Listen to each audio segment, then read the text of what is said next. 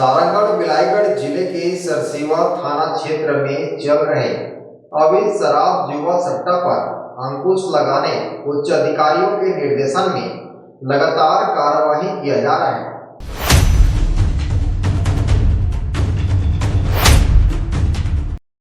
इसी तारतम्य में आज मुखबिर सूचना पर साइबर टीम की मदद से सरसीवा थाना प्रभारी टीकाराम खटकर के मार्गदर्शन में ग्राम हरदी के पिपड़ी नहर के पास 52 पत्ती की खेल की सूचना पर बिना देरी करते सरसीवा पुलिस ने 5 जुआरियों को घेराबंदी कर रंगे हाथों जुआ खेलते धर दबोचा है।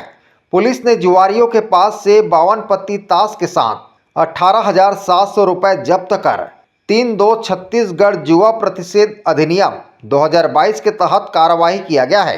आज मुखबिर से सूचना मिला कि ग्राम हरदी के पास कुछ जुआरी पिपड़ी नहर पार में जुआ खेल रहे हैं तो फिर हम लोग साइबर टीम से संपर्क किए। साइबर वालों के मदद से फिर मौके पर पहुँचे, घेराबंदी कर जुआ खेलते 5 लोगों को पकड़े, बाकी कुछ लोग फरार हो गए। खेत पानी का बरसात का समय है, खेत का फायदा उठाकर 5 लोग मिले हैं, जिसमें पीताम्बर निषाद, तेलुधार का है, गजानन सेठ,